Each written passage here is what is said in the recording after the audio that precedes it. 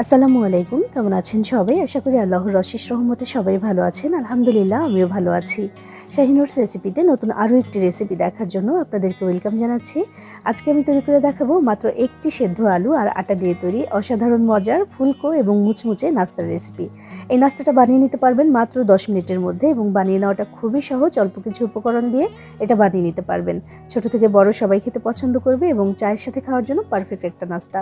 তো চলুন আজকের এই মজাদার নাস্তাটা আমি কিভাবে বানিয়েছি সেটাই দেখে নেওয়া যাক। আর আপনি আমার ভিডিওতে একটা লাইক করে চ্যানেলটি সাবস্ক্রাইব করে পাশেই থাকবেন আশা করছি।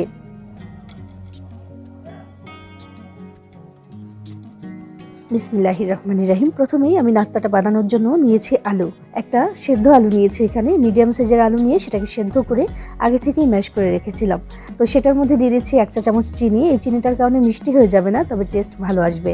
এরপর আধা চা চামচ দিয়েছি লবণ, আধা চা চামচ জিরার গুঁড়া, আধা চা চামচ দিয়েছি এখানে ধনিয়া গুঁড়া, সামান্য একটু হলুদের গুঁড়া দিয়েছি। এটা অপশনাল, চাইলে নাও দিতে পারেন আবার দিতেও পারেন, এটা দিলে কালারটা একটু সুন্দর হবে। আধা চা চামচ দিয়েছি লাল মরিচের গুঁড়া আর কাসুরি মেথি দিচ্ছি এখানে 1 চা চামচ পরিমাণে। এটা হচ্ছে মেথি শাকটা শুকিয়ে গুঁড়ো করে নেওয়া, এটা চাইলে দিতে পারেন, এটা অনেক সুন্দর ফ্লেভার আসবে দিলে। এটা আমার ঘরেই তৈরি আর ঘরেই ছিল বলে দিয়ে দিলাম। এরপর দিচ্ছি এখানে আটা দিয়ে দিলাম আমি এখানে 1.5 কাপ পরিমাণে, আর দিয়ে দিচ্ছি 2 টেবিল চামচ তেল। এবার সব কিছু ভালোভাবে একসাথে মিশিয়ে মাখিয়ে নিতে হবে, তবে কোনো পানি ছাড়া।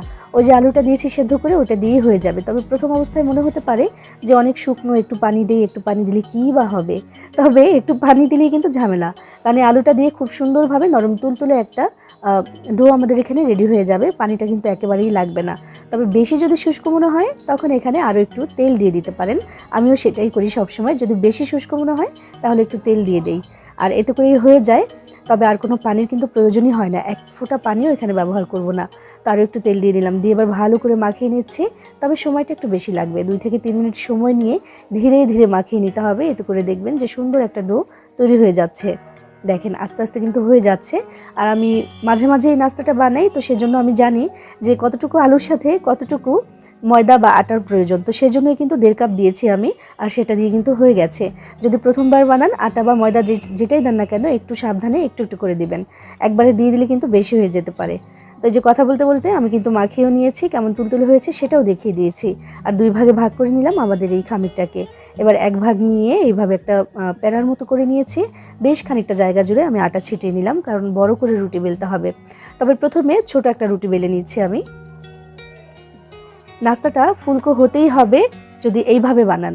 দেখেন আমি কীভাবে বানাচ্ছি সেটা একটু খেয়াল করে রাখবেন। তো প্রথমে এখানে একটা রুটি আমি বেলে নিয়েছি, এটাকে অনেক বড় বেলবো পরে।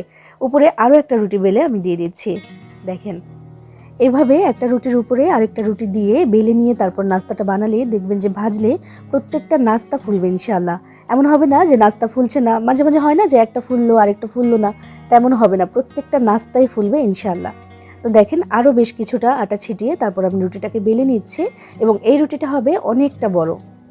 আর এখানে আটা একটু বেশি ছিটাতে হবে, কারণ যে আলু দিয়েছি যতই সময় যাচ্ছে এটা ততই নরম হচ্ছে। এই জন্যই মানা করেছি যে কোনো পানি দেবেন না এখানে।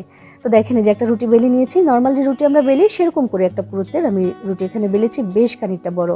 এবার কেটে নিব আমি এই কুকি কাটারটা দিয়ে, এবং অবশ্যই ওই ডিজাইনের অংশটা দিয়ে কাটবো, এতে করে একটু বেশি সুন্দর লাগবে দেখতে। বোতলের ঢাকনা, বয়ামের ঢাকনা বা ছোট বাটি যে কোনো কিছু দিয়ে আপনি কেটে নিতে পারেন, খেতে তো একই রকম লাগবে, শুধু দেখতে একটু আলাদা এই যা। তো আমি যেটা দিয়ে কেটে নিচ্ছি দেখেন একদম সুন্দর ছোট্ট ছোট্ট করে, খুব সুন্দর লাগছে। ভাজার পরে যখন ফুলবে তখন আরও বেশি সুন্দর লাগবে এটা। তো দেখেন পুরো রুটিটা আমি বেলে নিয়েছি, আর এই যে বাড়তি অংশগুলো এগুলোকে এখন তুলে রাখছি। এগুলো দিয়ে আমি আবারও রুটি বেলে তারপর নাস্তাটাকে বানিয়ে নিতে পারবো, বেশ অনেকখানি কিন্তু দেখেন দেখাচ্ছি আমি তুলে, বেশ অনেকটা। তো এটা দিয়ে আবারও আমি নাস্তা বেলে তারপর বানিয়ে নেব। মাত্র 1.5 কাপ আটা দিয়ে যে এতগুলো নাস্তা হবে, মানে বানালেই বুঝতে পারবেন যে কতগুলো নাস্তা হয়, আর ফোলার কারণে আরও বেশি লাগে দেখতে। এই যে দেখেন মাশাআল্লাহ কত সুন্দর হয়েছে না। এবার এগুলোকে ভাজার জন্য চলে যাব। বিসমিল্লাহির রহমানির রহিম। বেশি করে তেল গরম হতে দিয়েছিলাম আমি। এই ধরনের নাস্তাগুলো ভাজার জন্য কিন্তু সাধারণত একটু বেশি করেই তেল দিতে হয়, একটু ডুবো তেলে ভাজতে হয়, কারণ ফুলবে নাস্তাগুলো, এবং ফুলে যেন উপরের দিকে ভেসে ওঠার জায়গা খুঁজে পায়, সেজন্যই কিন্তু তেলটা একটু বেশি দিতে হয়।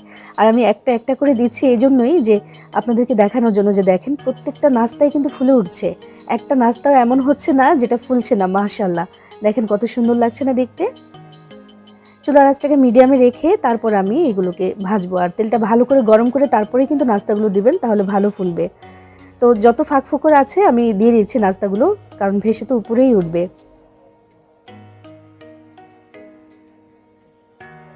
অনেকগুলো নাস্তা দিয়ে দিয়েছি আর মাশাআল্লাহ দেখেন কত সুন্দর লাগছে, আর ভেসে কিন্তু উঠে গেছে। এবার উল্টে পাল্টে সুন্দর করে ভেজে নেব।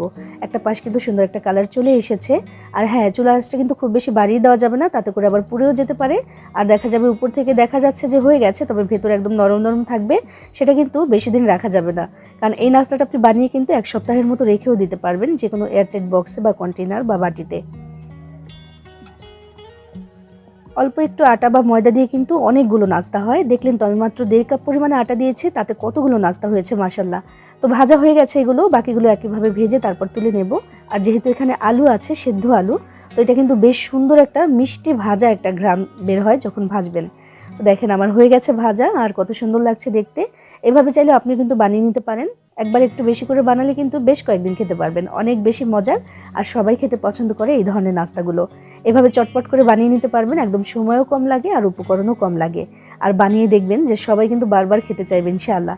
সবাই ভালো থাকবেন, সবার জন্য সবাই দোয়া করবেন। আল্লাহ হাফেজ।